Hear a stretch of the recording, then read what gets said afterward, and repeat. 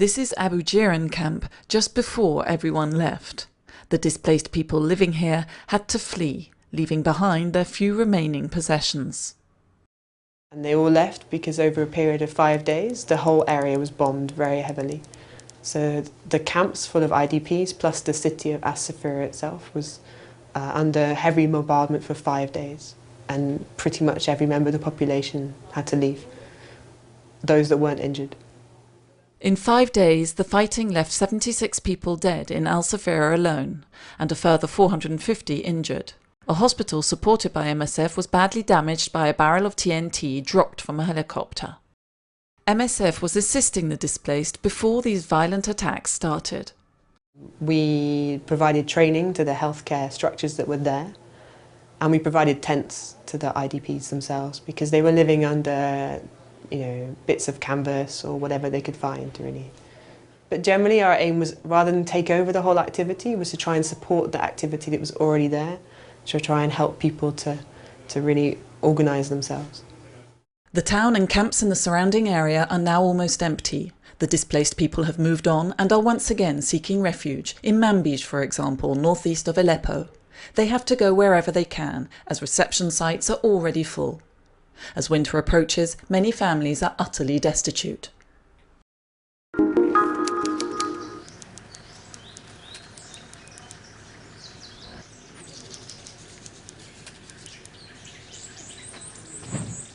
This scene is all too common in countless villages throughout Central African Republic.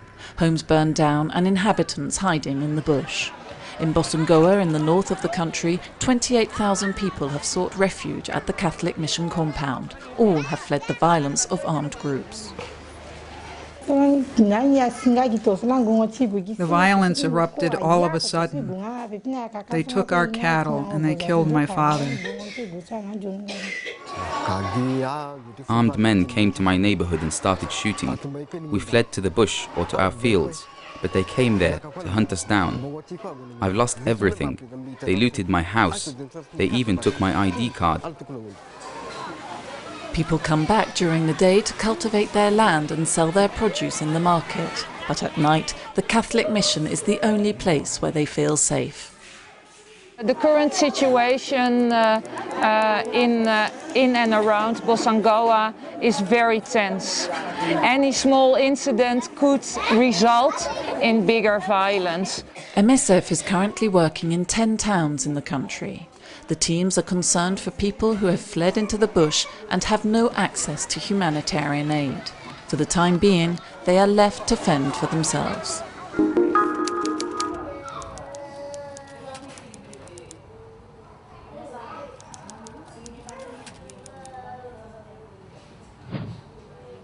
Another day in the burns unit at Rouya.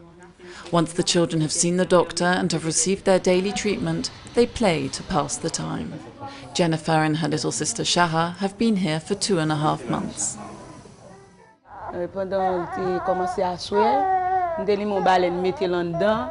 My house caught fire because of a candle. I wasn't there when it started. I saw the flames when I came home. 3 of my children were inside. Jennifer and Shara were severely burned. My 3rd child is better now.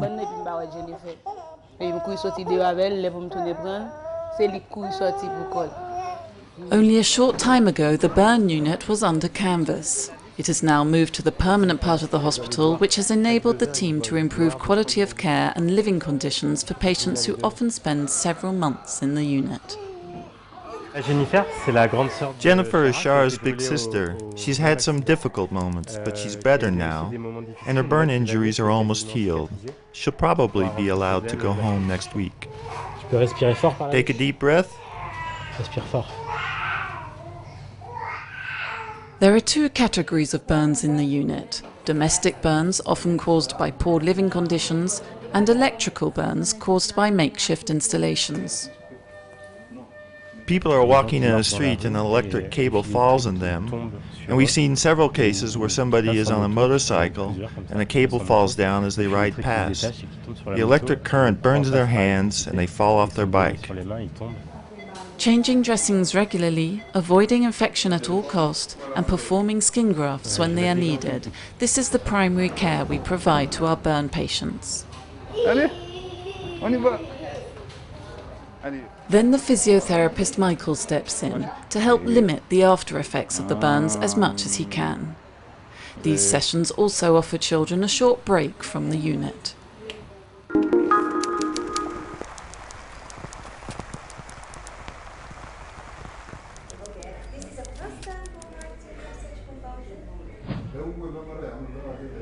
The Gavi Alliance held a meeting in Stockholm at the end of October to review its work on children's immunisation. While there is undeniable progress, much still has to be done. Over 22 million children still have no access to routine immunisation. 10 years ago, we were able to vaccinate in routine immunisation against 6 vaccine-preventable diseases, and it cost about $1.30. Today, we can vaccinate against a dozen or so vaccine-preventable diseases, but a full course of vaccines will cost about $40. So the challenge is to facilitate access to vaccines at a reduced price for all actors, including humanitarian organisations. Only recently, MSF spent almost a year negotiating in order to finance a campaign to immunise 5,000 refugee children in South Sudan against pneumococcal diseases. But price is not the only issue. Maintaining a continuous cold chain in countries with frequent electricity outages and where temperatures easily exceed 40 degrees makes setting up immunisation campaigns significantly more difficult. It's a frustrating thing when you see that a measles vaccination that is so easy to give and should have been just such a normal thing for all children to have, that you see that because of rupture of cold chain or rupture of administration, that children are dying for something that could so much be prevented. MSF is now calling on Gavi for further investment in developing so-called heat-stable vaccines that don't require refrigeration. Thousands of preventable deaths may be averted if this investment is forthcoming.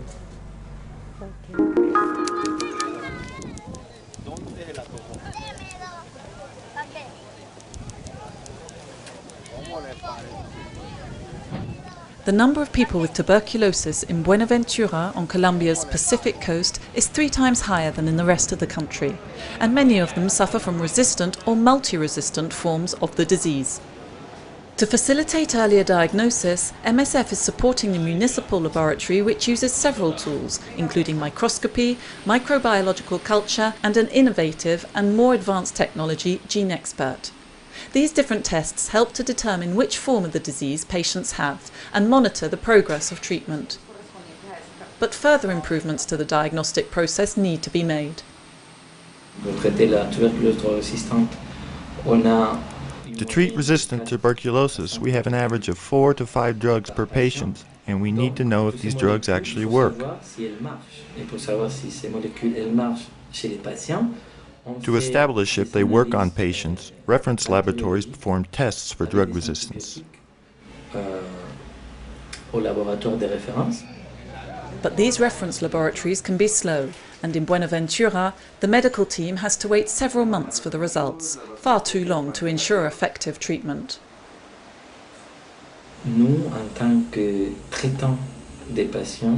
We medical staff treating patients can't wait 5 months for results that should only take 1.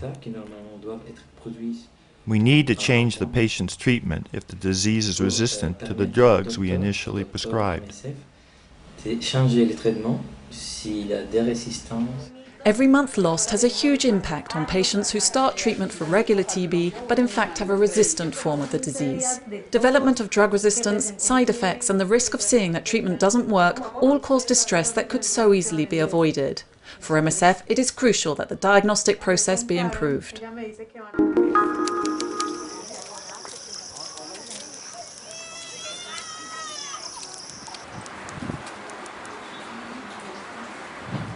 Kala Azar is one of the names for visceral leishmaniasis, a parasitic disease spread through the bite of sandflies.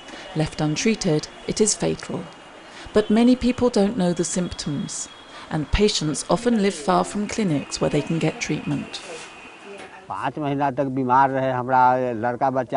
was ill for 5 months. My son did everything he could to earn money to help. He had to get involved and take care of me. My wife was very worried too. We had to run around looking for money to travel to different places. It was a difficult period.